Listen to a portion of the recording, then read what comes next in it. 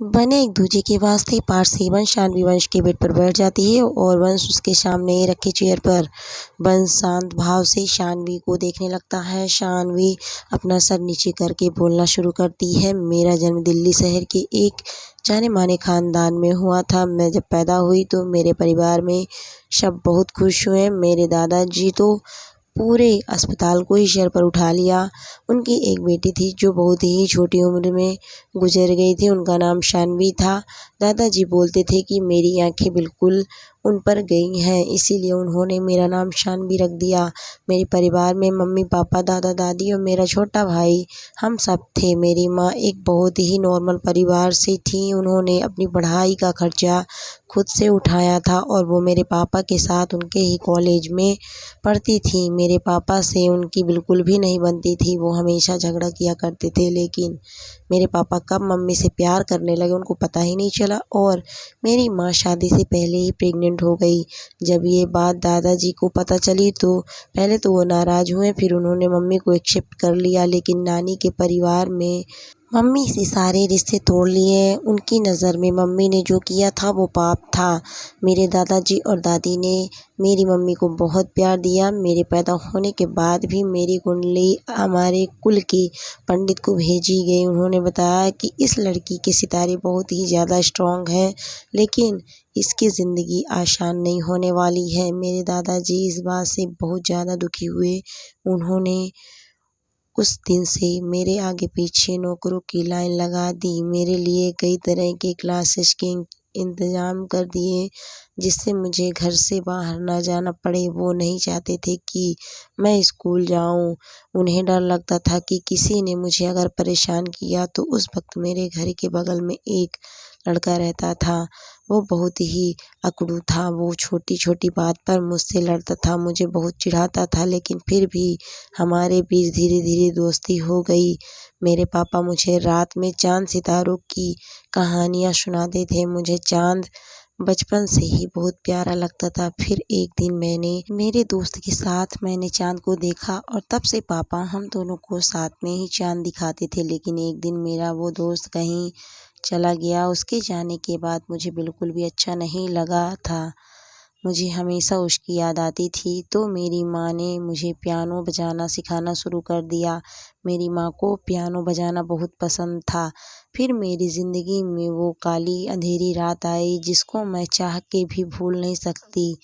उसने मुझसे मेरा सब कुछ छीन लिया। जब मैं 10 साल की थी, मैं छत पर बैठकर चाँद को देख रही थी। अचानक से मेरे घर में चीखने चिल्लाने की आवाज़ें सुनाई देने लगी। तभी मेरे पापा भागते हुए ऊपर आए। उनके शरीर पर जलने के निशान थे। उन्होंने मुझे पकड़ा और मेरी आँखों में देखते हुए बोला, मेरे बच्चे, मुझे माफ़ कर दो, अपना ख्याल रखना, माधव अंकल की हर बात मानना। पापा आपके साथ यहीं तक थे और उन्होंने कहा मैं आपको यहाँ से नीचे फेंकने वाला हूँ, आंखें बंद कर लो।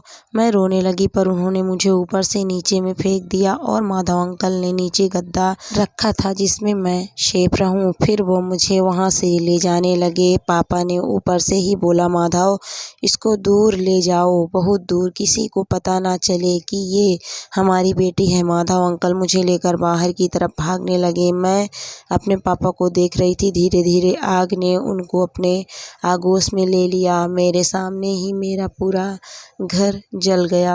मैंने सबको खो दिया। माधव अंकल मेरे दादाजी के बहुत वफादार आदमी थे। माधव अंकल मुझे अपने घर में ले गए। हम कुछ दिन वहाँ रहे। फिर वो एक दिन भागते हुए मेरे पास आए और उन्होंने बताया, छोटी मालकिन, अब आपको मेरे पास से जाना होगा। उन लोगों ने मुझे ढूंढ लिया है। फिर उन्होंने मुझे अपने एक भरोसेमंद साथी को सौंप दिया और मुझे अनाथालय छोड़ने को कहा। उन्होंने मुझे अनाथालय छोड़ दिया। मेरे दादाजी हर साल उस अनाथालय को डोनेशन दिया करते थे। मैं वहीं पली बड़ी, लेकिन मुझे हमेशा अजीब लगता था क्योंकि वहाँ जब भी कोई बच्चा गोद लेने आता था तो वो लोग उनको सभी बच्चों को दिखाते थे, पर मुझे वो अलग कर देते थे अगर कोई मुझे गोद लेना चाहता भी था तो भी वो मुझे गोद नहीं लेने देते थे। पहले मुझे ये अच्छा नहीं लगता था, लेकिन फिर एक दिन मेरे अनाथालय में 2 लड़के आए। उनमें से एक कार्तिक था और दूसरा कौन था मुझे पता नहीं था, पर मुझे वो दूसरा लड़का बहुत पसंद था। वो हमेशा तो नहीं पर हर त्योहार पर आता था और मैं उसको छुप-छुप कर देखती थी। वो बिल्कुल मेरे उस पड़ोसी वाले दोस्त की तरह दिखता था। शायद इसीलिए मैं उसे पसंद करती थी। उसको सोच-सोच के मैं खुश हो जाती थी। लेकिन कुछ समय बाद उसने अनाथालय आना बंद कर दिया। मैं बहुत बेचैन होने लगी। मुझे कुछ भी अच्छा नहीं लगता था। लेकिन फिर हमारे अनाथालय में नेहा आई। वो मेरी सबसे अच्छी दोस्त बन गई। हम हर एक काम एक साथ करते थे। वो मेरे लिए मेरे बहन से भी बढ़कर थी। वक्त बीतता गया और उस लड़के की यादें धुंधली हो गई। जब मैं 18 साल की हुई तो एक दिन मुझे एक वकील मिलने आए। वो मेरे परिवार के वकील थे। उन्होंने मुझे बताया कि मेरे घर में जो आग लगी थी उसमें कोई नहीं बचा। उन्होंने बताया कि उनका एक भरोसेमंद एम्प्लॉय विकास रायचंद ने एक बहुत बड़ा फ्रॉड किया था, जिसकी वजह से हम लोग दिवालिया होने के कगार पर थे। लेकिन सबूत न मिलने के कारण वो बच गया। ये नाम मेरे ज़हन में बस गया था। उन्होंने मुझे बताया कि अब मैं अपनी मर्ज़ी से कॉलेज में एडमिशन ले सकती हूँ और ये भी कि मेरे दादाजी ने मेरे लिए पहले से ही एक सीक्रेट बैंक अकाउंट खोल रखा था, जिसमें मेरे लिए लगभग 10 करोड़ रुपए थे। दादाजी को कुछ पता चल गया था शायद कि कंपनी में कुछ गड़बड़ हो रही है और ये भी लिखा था कि जब मैं 18 साल की हो जाऊंगी तो ये पैसे मुझे मिलेंगे। ये सुनकर मुझे लगा कि मेरे दादाजी भी मुझे कितना ज़्यादा प्यार करते थे। मैंने वहाँ से निकलकर फैशन डिज़ाइनिंग का कोर्स करने के लिए कॉलेज में एडमिशन लिया। एक बार मैं कैंटीन में बैठी थी तो कुछ लड़के मुझे परेशान करने लगे। एक लड़के ने मुझे उनसे बचाया। वो लड़का राजेश था। राजेश अपने गलत एक्टिविटी के कारण पूरे कॉलेज में फेमस था, तो मैं उससे दूर ही रहती थी। एक दिन राजेश कार्तिक के साथ कॉफ़ी पीने कैंटीन आया और वहीं पर एक बार फिर मेरी मुलाकात कार्तिक से हुई। वो वहाँ एमबीए कर रहा था। हम दोनों में दोस्ती हो गई। मैं अक्सर उन लोगों के घर जाया करती थी। अगर कोई मुझे परेशान करता था तो मैं कुछ नहीं बोलती थी, लेकिन कार्तिक मुझे हमेशा सबसे बचाता था और इस बात के लिए मेरा मजाक भी उड़ाता था। मैं कार्तिक को पसंद करने लगी थी और कार्तिक भी मुझसे प्यार करने लगा था। एक दिन हम सब, मैं, नेहा, राजेश, कार्तिक और कार्तिक राजेश के कुछ फ्रेंड, हम लोग नाइट आउट के लिए बाहर गए थे। वहीं पे मैं पहली बार नैना से मिली।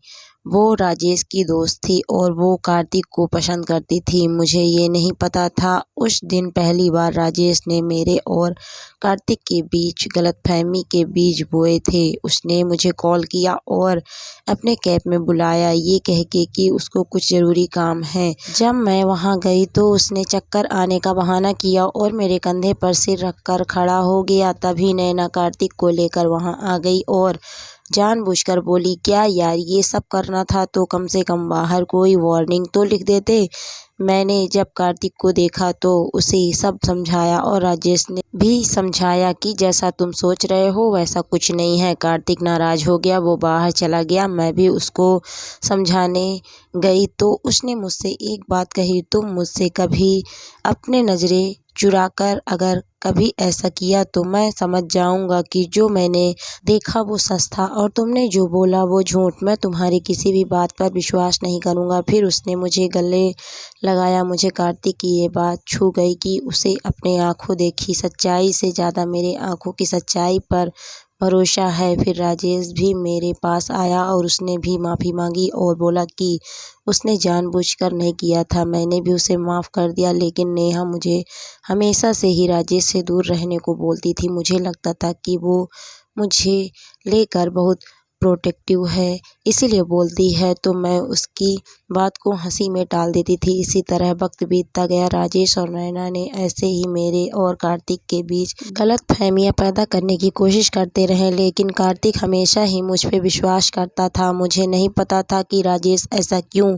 करता था, लेकिन जब तक कार्तिक मुझ पे यकीन करता था मुझे कोई डर नहीं था। मैंने अपनी डिग्री कंप्लीट कर ली। फिर मैंने एक छोटी सी वर्कशॉप, बहुत ही जल्दी ही मार्केट में मेरे काम को पसंद किया जाने लगा और मुझे लगा कि मेरे मेरे सपने पूरे होने लगे। लेकिन शानवी गहरी सांस लेती है। वंश बोलता है लेकिन क्या? फिर शानवी आगे बोलती है, सब कुछ ठीक चल रहा था। फिर कार्तिक के डैड ने अपनी कंपनी अपने बेटों के नाम करने की सोची।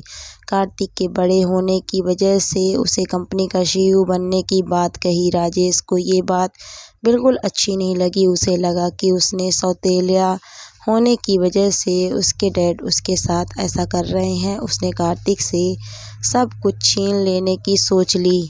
उस दिन से वो गलत कामों में उतर आया। उसने खुद की कंपनी बना ली। कंपनी तो बस दिखाने के लिए थी। उसकी आड़ में वो सभी तरीके के गलत काम करने लगा। सब उससे डरते थे, इसीलिए वो कभी पकड़ा नहीं गया। वो कार्तिक से नफरत करता था, लेकिन वो कार्तिक को ये दिखाता था कि वो उसे बहुत ज़्यादा प्यार करता है। वो उससे सब कुछ छीन लेना चाहता था और वो ये जानता था कि कार्तिक सबसे ज़्यादा मुझसे प्यार करता था, तो वो सबसे पहले मुझे उससे दूर करना चाहता था। फिर वो हर बार कुछ ऐसा करता था कि कार्तिक और मेरे बीच झगड़े होने लगे, लेकिन फिर हम दोनों एक साथ हो जाते थे। नैना को ये बात बिल्कुल भी अच्छी नहीं लगती थी। उसने कार्तिक से कहा कि तुम्हें नहीं लगता कि शानवी आजकल कुछ ज़्यादा ही राजेश के साथ रहती है? ऐसा लगता है वो तुम्हारी नहीं उसकी गर्लफ्रेंड है। पर कार्तिक को मेरे और राजेश पर पूरा विश्वास था। राजेश पर तो वो आंख मूंद कर भरोसा करता था। वो हमेशा कहता था कि राजेश जिस तरीके का लड़का है, अगर वो मुझसे इतना प्यार नहीं करता तो वो मुझे कब का बर्बाद करने की कोशिश कर रहा होता। लेकिन मेरा राजेश ऐसा नहीं है, वो मुझसे बहुत ज़्यादा प्यार करता है। इसीलिए कार्तिक ने कहा, बकवास मत करो। वो दोनों फैशन इंडस्ट्री से रिलेटेड सेक्टर में काम करते हैं और कंपनीज के बीच ऐसे एग्रीमेंट होते रहते हैं जिससे उन्हें मिलकर काम करना पड़ता है। कुछ समय के बाद कार्तिक और मैंने शादी की बात सोची। कार्तिक ने मेरी कुंडली और अपनी कुंडली पंडित के पास भेजी। उस वक्त मैंने उसे पहली बार मेरे खानदान का असली नाम बताया। मुझे नहीं पता था कि नैना मेरी बात छुप कर सुन रही है। फिर वो रात आई जब मेरा सब कुछ बर्बाद हो गया। ये बोलते समय शानवी की आंखों में आंसू आ गए। आपको कहानी कैसी लग रही है कमेंट करके ज़रूर बताइएगा और कहानी का नेक्स्ट पार्ट अगले वीडियो में अपलोड करूँगी। Thank you for watching my video.